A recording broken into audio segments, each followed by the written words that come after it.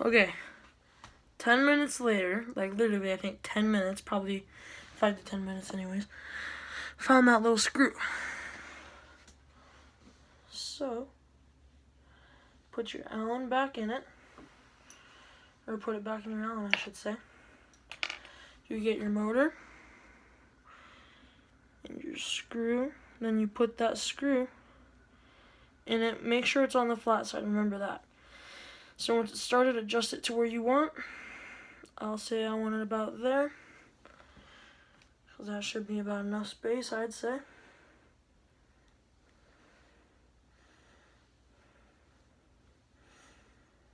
Alright, now you might want to put Loctite, but I do not have any. So you might want to put Loctite on that bolt, just in case, or that screw, just in case. Now that's on there tight. And you take your screws that come with your motor out of here. Most of them should come with new screws like this. So I'm just going to reuse them just because it's cleaner and, you know. So I'm just going to use the new ones. The old ones should be, they're right here. So yeah. Now you're going to want to take these out.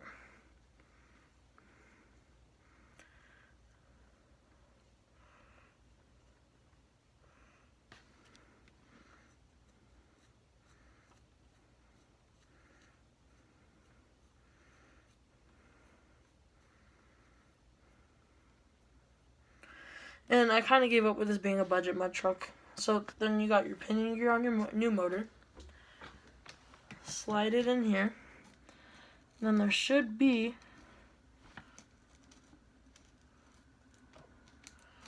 two holes for where the screw goes. And those two screw holes is one right here and one right here on the bottom. So you'll want to take that, put it in there, and then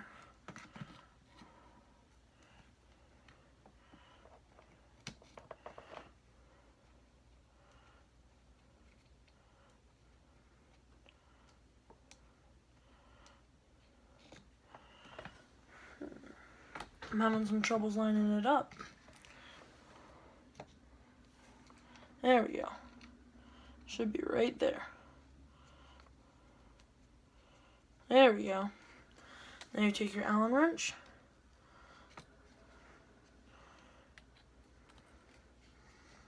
Screw that in.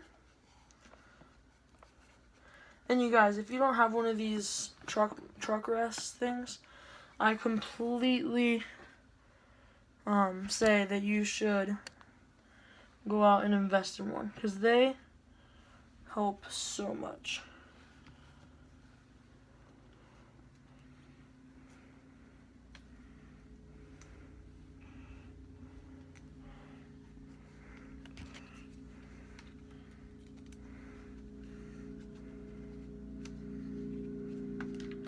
So if anybody says that you need to get one, I agree.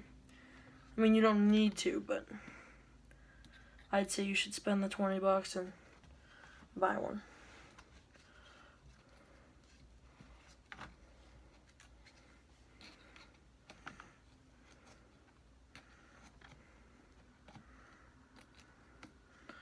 And you make sure they're tightened down all the way. And these ones you might want Loctite on too, just in case. But again, unfortunately, I do not have them on hand. So I need to move my desk so it's not right here in the sun, because it's kind of bad. Alright, so that's in. And now you want to plug these in just for a second, just for 1 second.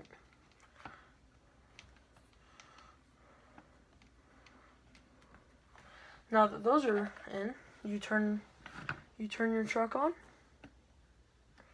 get your remote, and make sure it works. See, hear that? That's how a healthy motor should sound.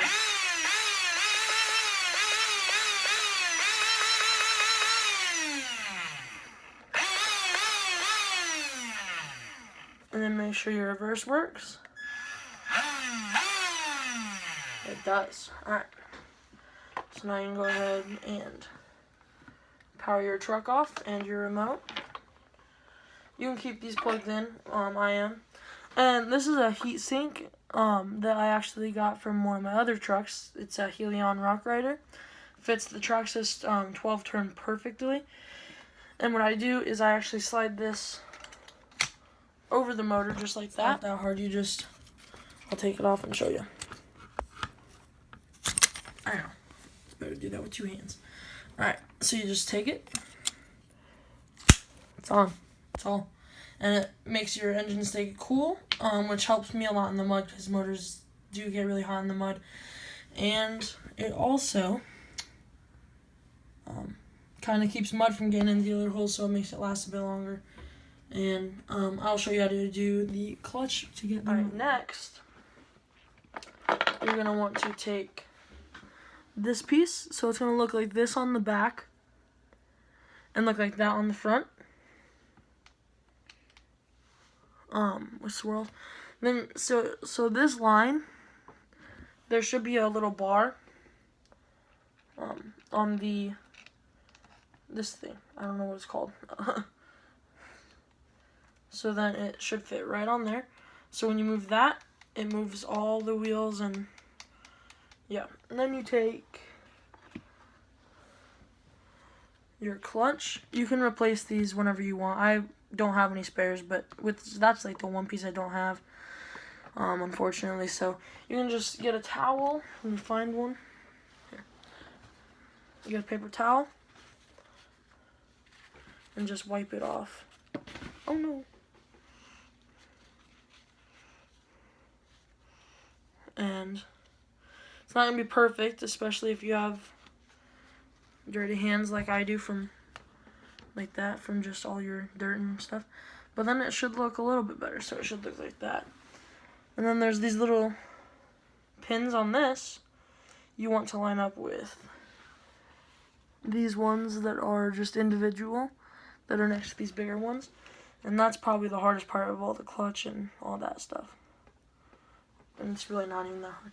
Then you get your nice and lubricated spur gear. I would like to get a steel one of these next time I go to Hobbytown Hobbyplex, which is my local RC store. And so then you should have a bearing in there, hopefully, otherwise it's not going to work. Then stick your, oh, look at that. So I'm actually going to need to adjust. Oh, my fish are jumping back there. If you hear something, that's what it is. Like water splashing. So I actually need to adjust where the motor sits. I think that should have been enough.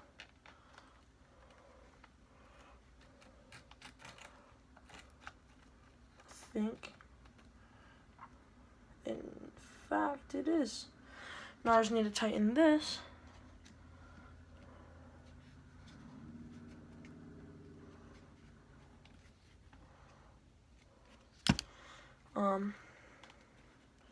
Let me get the bearing back on here. I don't know where it went.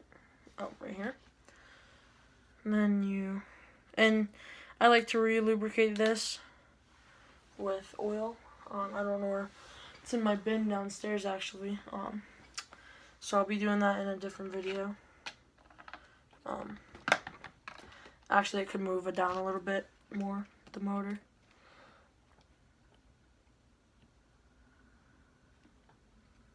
So that's what I'm going to do real quick.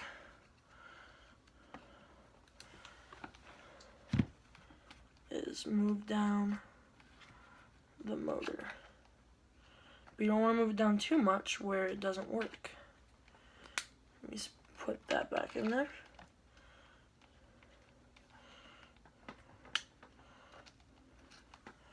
I'm going to take off the motor guard just because it's spinning instead of the actual motor.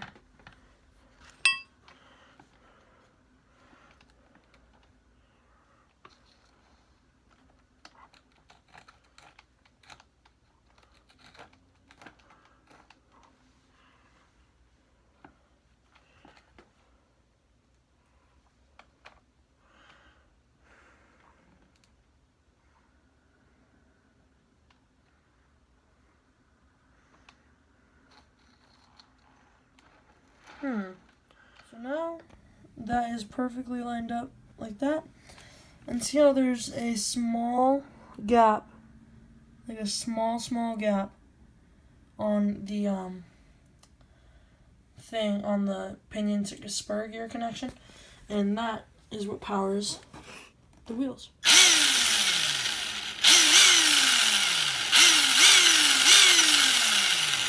Let's see if we can see some spark. Ooh, there was one.